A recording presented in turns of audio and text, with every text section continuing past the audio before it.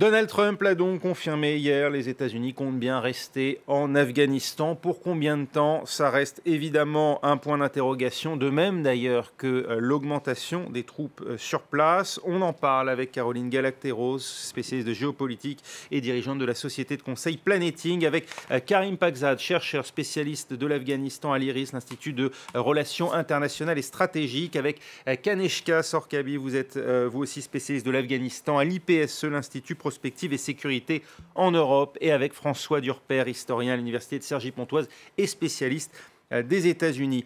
On s'en souvient, cette guerre d'Afghanistan a débuté juste après l'effondrement des tours jumelles de Manhattan. Et souvenons-nous de ce que disait George Bush, c'était le 14 septembre 2001, juste avant de lancer cette vaste offensive. Écoutez. Ce conflit a débuté selon un calendrier et des termes étrangers. Il se terminera de la façon et au moment que nous déciderons.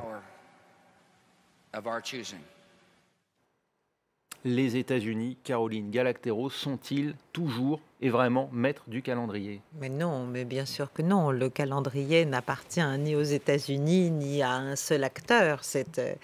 C'est une alchimie difficile et toujours très aléatoire et qui peut très très vite virer. Je voudrais juste rappeler, tout à l'heure on parlait du Pakistan. Il ne faut pas oublier que justement après l'effondrement, après les attentats du 11 septembre 2001, les États-Unis ont fait du Pakistan l'un de leurs alliés majeurs dans la lutte, comme il disait, contre la terreur à l'époque. Bon. Et à ce titre-là, ils ont passé énormément de choses, Pakistanais. Et finalement, il leur arrive aujourd'hui... ils ont fermé les yeux ou ils ont été Ils ont fermé les yeux, ils ont effacé la dette, ils ont financé l'Argamanu, ils ont collaboré avec les services pakistanais, etc., etc. Et comme d'habitude, au bout d'un moment, la créature ou celui qu'on croyait tenir, contrôler, etc., subitement, soit se retourne contre vous, soit mène un double, soit mène un triple jeu. Et aujourd'hui, il y a maintenant une autre, de mon point de vue, un arrière-fond beaucoup plus important à tout cela, au-delà même du sort de ce malheureux Afghanistan, qui est ce qui maintenant va structurer quand même les relations internationales, qu'on le veuille ou non, qui est le duel Chine-Amérique.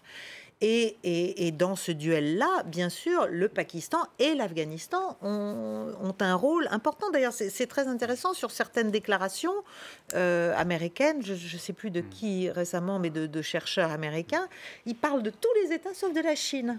C'est étonnant. Hein, on a l'impression que la décision qui vient d'être prise à Washington concernant l'Afghanistan n'a rien à voir avec la relation et la concurrence et la rivalité avec la Chine. Or, c'est assez, de mon point de vue, assez clair. Alors, bien sûr, le projet des routes de la soie se poursuit et il se poursuivra encore pendant fort longtemps. Il a des hauts, des bas. Effectivement, il y a des choses qui marchent, qui ne marchent plus. Mais il est clair que les Américains ne peuvent plus sortir de cette zone, ne serait-ce que pour cela. Il faut arrêter Pékin, ou en tout cas mettre j'allais dire, des sacs de sable et des fortifications pour éviter que tout ça n'échappe trop vite. Karim Pakzad, la concurrence chinoise est un facteur déterminant dans le maintien de la présence américaine en Afghanistan, et si oui, avec quel objectif à moyen terme? Oui, je pense qu'on est, depuis quelques années, on est entré dans une période où l'Extrême-Orient, l'Asie en général, et notamment l'Extrême-Orient, par la puissance montante de la Chine, est la préoccupation principale des États-Unis.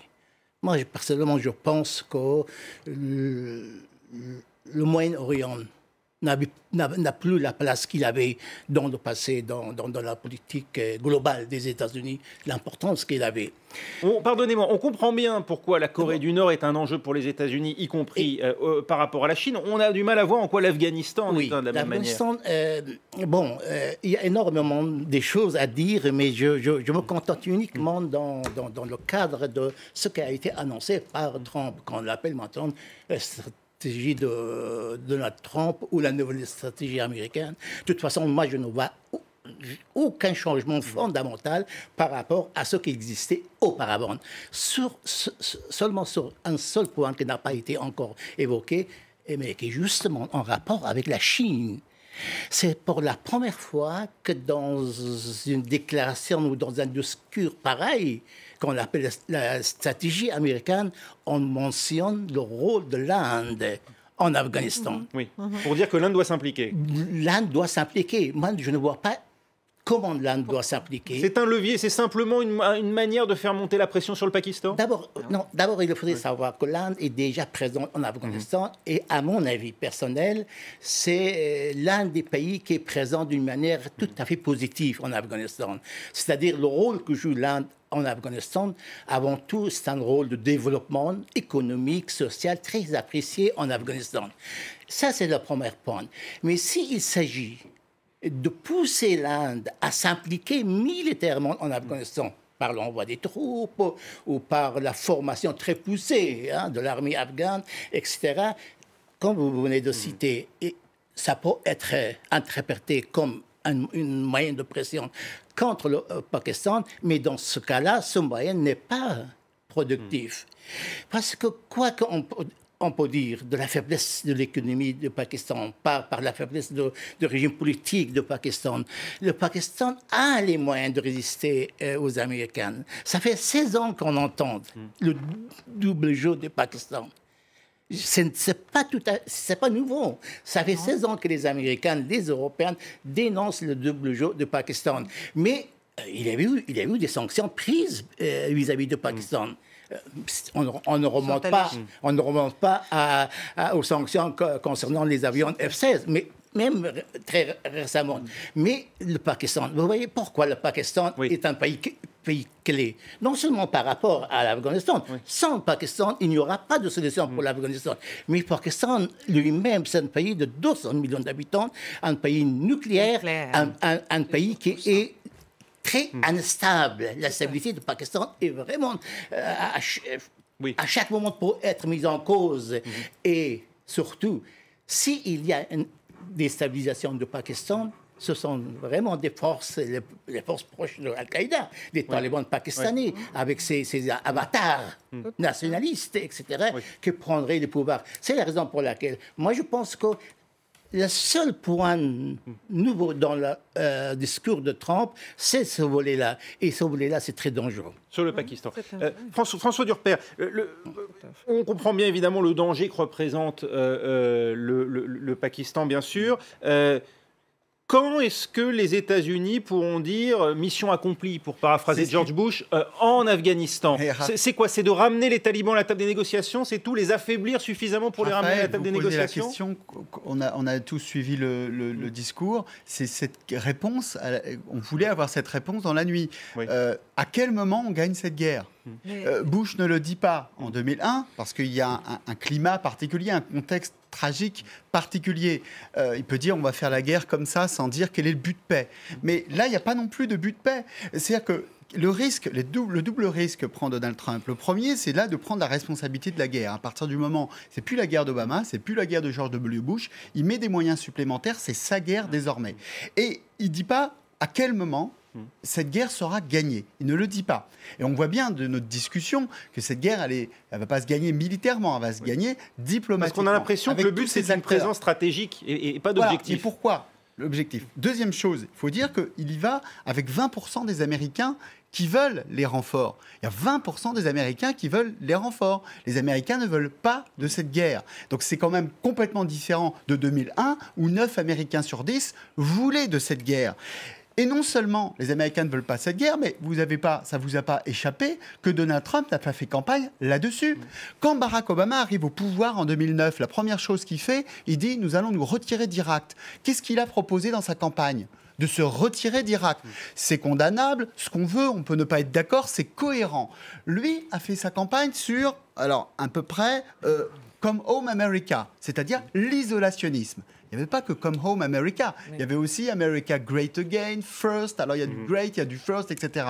Donc là, la première vraiment décision très très forte qu'il prend est totalement à l'opposé de ce qu'il a dit pendant sa campagne. Ce qui fait que, je ne sais plus quel journaliste a dit, c'est la politique, si vous voulez, économique de Bernie Sanders avec la géostratégie de George W. Bush. Donc on a là complètement un grand écart. On ne peut pas mener une guerre aux États-Unis sans avoir un minimum l'assentiment d'opinion américaine. Quant au Congrès, il est tout aussi divisé. Vous avez vu, Ron Paul avec sa tradition habituelle, évidemment opposée, d'autres républicains qui sont plutôt d'accord. Qui ne sont pas des Trumpistes, Lindsey Graham, John McCain. Ouais. On va voir sur le plan politique comme sur le plan de l'opinion publique les problèmes que pose cette décision de Donald Trump. Caroline Galacteros, est-ce qu'on ne touche pas là au dénouement d'un paradoxe qui était une volonté de repli des États-Unis ou de désengagement vis-à-vis du reste du monde qu'on avait senti en tout cas porté par une partie de la droite américaine et Donald Trump pendant la campagne, et en même temps l'augmentation de 10% du budget de la défense? Est-ce qu'il n'y avait pas un paradoxe qui là est en train d'une certaine manière de se dénouer? Il y a les fondamentaux d'une politique américaine qui transcende et qui dépasse largement les Bush, les Clinton, les Trump et les autres. C'est-à-dire il y a la réalité d'un système militaro-industriel qui doit survivre d'une manière ou d'une autre. Deuxièmement, je pense que je ne sais pas jusqu'à quel point on peut dire encore que Donald Trump est véritablement au pouvoir aujourd'hui à Washington. Et ça explique sans doute ce qui nous paraît un revirement. Vous pensez qu'il a laissé les clés suite à ces déboires de ces derniers mois? Il a été contraint depuis son investiture. Je l'ai déjà dit plusieurs fois, mais chaque jour, ça se vérifie sur un autre sujet. Il est contraint au durcissement, il est contraint à reprendre les vieux schémas, les vieux machins, les vieilles idées, les vieux problèmes, voilà, il n'arrive pas à faire ce qu'il avait en tête ou ce que ceux qui devaient être autour de lui au départ avaient en tête. On le voit bien, on le voit sur l'Ukraine, on le voit sur la Russie. Enfin, il va le 24 en Ukraine pour le jour de la fête de l'indépendance. Ça, c'est un signal politique fort vis-à-vis de la Russie, par exemple. Donc, il y a un durcissement, en fait, de la posture. Deuxièmement, sur la question du financement et du soutien justement politique interne à un éventuel surge en Afghanistan, il ne faut pas oublier qu'il y a plusieurs cas de figure sur la table qui lui ont été offerts. Il y a bien sûr le renforcement en troupes américaines, basiques, classiques, et puis il y a Erik Prince, l'ancien fondateur et animateur de Blackwater. Oui, c'est société privée en fait de sécurité. C'était l'option retenue par Trump et par d'ailleurs soutenue aussi par Steve Bannon. Hein. Bon, voilà. Prince, voilà, il a un plan, c'est-à-dire qu'en gros, il faudrait 4 ou 5 000 hommes. Il propose de les donner, de les mettre. Donc que les États-Unis sous-traitent d'une certaine manière leur politique qui coûterait moins cher, ce qui les exposerait moins politiquement. Bon. Après, la question de gagner la guerre, je crains que ce ne soit plus le sujet. C'est-à-dire, c'est plus le sujet. Le sujet, c'est d'être... Voilà. Mais est-ce qu'on peut mener une guerre qu'on n'est pas capable d'expliquer à l'opinion publique? Je pense que là où il est très juste, c'est qu'il a bien expliqué, écoutez, moi je ne vais pas vous dire combien, quand, où je vais les mettre, etc. D'ailleurs, il ne fait pas l'erreur qu'a fait Obama et que font beaucoup de dirigeants occidentaux, qui est de s'imaginer qu'ils doivent expliquer l'alpha et l'oméga de toute leur stratégie en détail, devant les plateaux de télé, à n'importe qui, tout le temps. Voilà. Donc ça me semble une bonne idée. Maintenant, comment va-t-il faire? Mais la question n'est pas de gagner la guerre, la question c'est de rester présent et de faire pression à la fois contre Pékin en jouant avec le Pakistan qui, comme vous l'avez très bien dit, c'est une bombe, c'est une grenade, c'est une bombe à retardement, c'est un truc qu'on a dans les mains là, voilà, pays nucléaire avec l'aide là aussi. C'est ça l'objectif véritable, c'est faire du containment vis-à-vis du Pakistan. Je pense qu'il y a un très grand jeu et que le Pakistan et l'Afghanistan sont là-dedans, voilà, et ce sont les nouveaux points d'ancrage de ce retour de l'Amérique, de cette posture qui est à la fois défensive, même si elle se prétend en avant, mais elle est en fait défensive face à la Chine. Illustration en tout cas de cette imprécision volontaire hier du président américain qui en reste pour l'heure aux intentions. Écoutez. Mon premier instinct me disait de me retirer. Et j'ai toujours suivi mon instinct.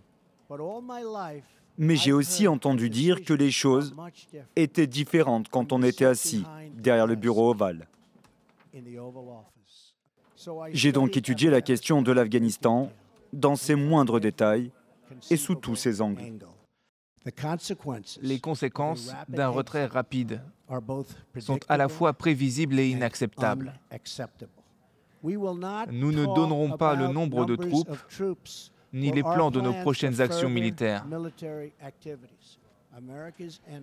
Les ennemis de l'Amérique ne doivent jamais connaître nos plans ni penser qu'ils peuvent nous surpasser. Je ne dirai pas quand nous attaquerons, mais nous attaquerons. Kaneshka Sorkabi, les administrations américaines précédentes ont-elles eu tort de communiquer justement sur les chiffres? Écoutez, les chiffres, alors c'est très compliqué pour les citoyens en général de comprendre puisque le chiffre qu'on annonce, ce ne sont pas le nombre de militaires effectivement sur le terrain en train de se battre. Il y a la logistique. Oui, parce qu'ils font quoi les soldats américains sur le terrain? Ils font de la formation? Il faut remettre en perspective cette décision, en tout cas, enfin s'il y en est une, à la lumière de ce qui se passe. Depuis 2014, les Afghans ont pris le commandement des opérations en Afghanistan et donc les forces de sécurité afghanes, c'est-à-dire la police nationale, l'armée nationale, les forces spéciales afghanes, les renseignements afghans, mènent des opérations. C'est eux qui sont au combat, c'est eux qui sont en première ligne. Pour une partie de l'année dernière, il y a eu plus de 7000 morts dans les rangs des forces de sécurité afghanes. Il y a eu plus de 3000 civils tués et pour la seule année en cours, les chiffres des Nations Unies va approcher les 2000 et quelques, presque 3000 personnes, 3000 civils tués. Donc il faut quand même comprendre que l'Afghanistan est en train de mener, c'est-à-dire des jeunes, la plupart des jeunes, ils sont en train de mener une guerre qui est la guerre du monde entier. C'est-à-dire des terroristes viennent de par le monde. Il n'y a pas que des Afghans dans le rang de ce qu'on appelle talibans. Moi je ne sais pas comment on les appelait, mais ce qui s'appelle Daesh, etc.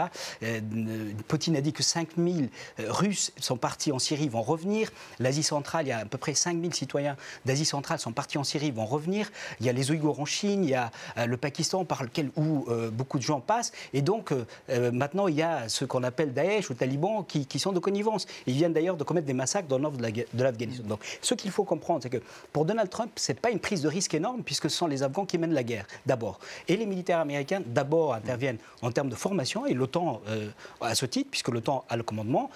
Il y a des opérations de drones. Ces opérations de drones, c'est en Afghanistan, également au Pakistan, dans les zones tribales, depuis des années. Et il y a l'action des forces spéciales américaines, ou en tout cas d'appui des militaires américains, la formation de l'armée de l'air afghane. Ça veut dire que le nombre de soldats américains n'est pas significatif, n'est pas en soi un facteur important? Le nombre va se poser sur la question de la formation de l'armée afghane. Mais si vous permettez, je voudrais mettre en perspective avec ses partenaires de l'OTAN. Il a appelé l'OTAN aussi à prendre ses responsabilités dans la France et les autres pays. On sait qu'il y a des forces italiennes, il y a des forces allemandes dans le Nord. Est-ce que l'Europe et la France, les alliés de l'OTAN, en tout cas c'est la question que Donald Trump a posée, vont-ils mettre la main à la poche et envoyer des forces, au moins pour la formation de l'armée afghane?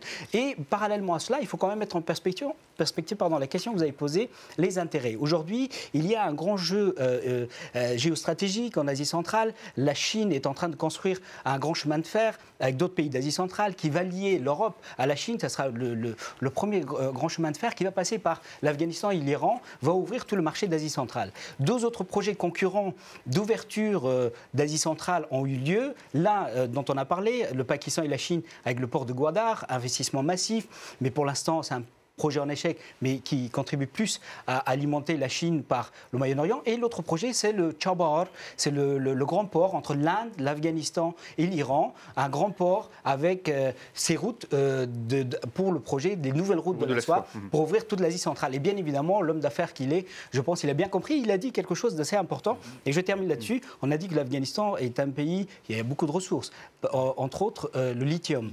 Le lithium, ce qui est le pétrole à l'Arabie Saoudite, le lithium est à l'Afghanistan. On ne le sait pas encore, mais apparemment les militaires américains l'ont annoncé. Et en homme d'affaires, il a dit ça. Je crois que la visite allemande récente a également proposé d'exploiter ce lithium afghan. Ça veut dire, Karim Pakzad, qu'on n'est plus vraiment dans la même guerre que celle qui était menée pour les raisons qui avaient été engagées en 2001 ? C'est la même guerre. C'est la même guerre avec toutes ces erreurs qui a été commise. On a appris, les Américains ont appris de ces erreurs? Non, ils n'ont pas du tout appris. D'abord, ils ont mis le pied dans un pays où ils ne connaissaient pas du tout. Ni son histoire, ni ses traditions, enfin, ils ne connaissaient pas du tout. Ils ont fait l'erreur d'intervenir en Afghanistan en pensant qu'une résolution des Nations Unies, c'est suffisant pour gagner la guerre, alors qu'ils n'avaient aucune base en Afghanistan, base en termes de l'homme, d'homme, de social, etc. en Afghanistan. Donc, qu'est-ce qu'ils ont fait? Dès le début, ils ont mis tout leur pas sur les seigneurs de la guerre. Ceux qui sont la plupart considérés comme des criminels de guerre par différentes organisations des droits de l'homme. Et c'est avec eux qu'ils ont fondé un État. Pourquoi l'État afghan n'arrive pas à assurer... D'où la faiblesse des autorités politiques. Pourquoi l'État afghan n'arrive pas à assurer la sécurité et pourquoi il n'arrive pas à se débarrasser de la corruption. C'est les conditions posées hier soir par Trump en Afghanistan. C'est parce que le fondement de cet État mis en place par les Américains et c'est une erreur. Et aujourd'hui, pardonnez-moi, je finis pour revenir à la situation actuelle. Moi, je pense que tout ce qu'a dit Trump hier soir montre la volonté américaine, c'est que, enfin, d'abord, il montre que les Américains n'ont pas de solution.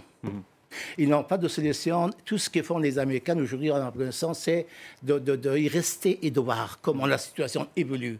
Parce que personne vraiment ne croit qu'ils n'ont pas gagné une guerre avec 150 000 soldats. Ils vont gagner avec un renfort entre 3 et 4 et peut-être un peu plus de 10 000 demain. Soldats.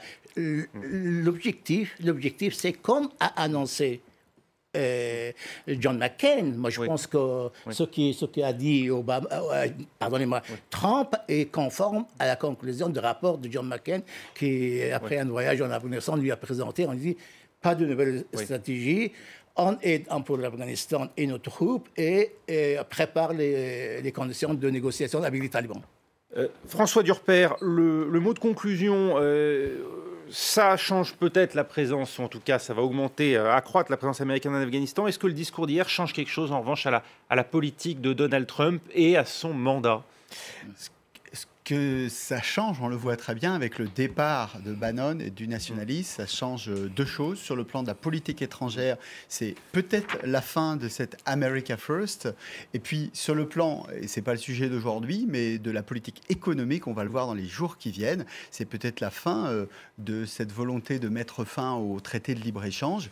Avec cette prise de pouvoir des généraux et ce départ des nationalistes, effectivement, c'est peut-être le premier tournant du premier mandat unique ou pas, de Donald Trump. Merci beaucoup François Durper d'avoir été avec nous. Merci également à Caroline Galacteros, à Karim Pakzad et à Kaneshka Sorkabi. Voilà, c'est la fin de ce débat. Restez avec nous, l'actualité continue sur France 24 tout de suite avec un œil sur les médias.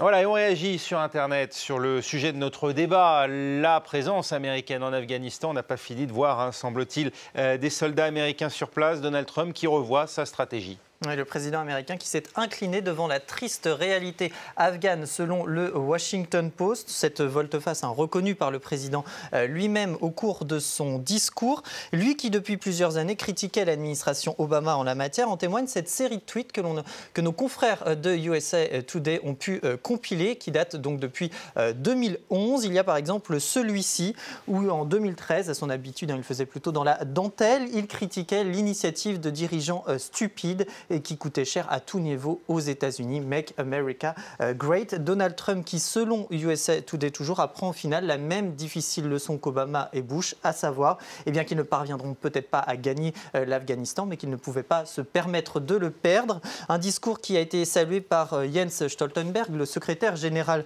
de l'OTAN. L'OTAN qui, on le sait, est intervenu en Afghanistan après les attentats du 11 septembre. Pas question pour l'Alliance de laisser ce pays redevenir un sanctuaire pour les terroristes, précise le secrétaire général. Même ligne du côté d'un ancien représentant adjoint de l'OTAN en Afghanistan, Mark Jacobson, qui estime que certes le discours de Donald Trump va dans la bonne direction, même si, selon lui, cela ne suffira pas à relever les défis colossaux que sont les questions économiques, la question des réfugiés ou encore, bien sûr, les négociations de paix. Alors Donald Trump, qui, on le sait, s'est justifié en précisant qu'il s'agissait de viser les terroristes et pas faire du nation building. Un engagement salué aussi par le président afghan Ashraf Ghani, qui dans un communiqué s'est dit reconnaissant envers son homologue américain. Engagement bienvenu aussi de la part du ministre britannique de la Défense, Michael Fallon, Londres qui se veut toutefois prudente en précisant qu'elle n'emboîterait pas le poids à Donald Trump. En juin dernier, le Royaume-Uni avait augmenté ses troupes en Afghanistan. Du côté des États-Unis, eh bien, cette décision n'a pas forcément été bien accueillie, notamment par certains républicains. John McCain, par exemple, regrettait que cette stratégie se soit faite attendre et qu'entre-temps, eh bien, les talibans aient pu gagner du terrain. Le républicain Jesse Kelly, de son côté, s'est dit déçu que les États-Unis ne se retirent pas. Il était temps de partir.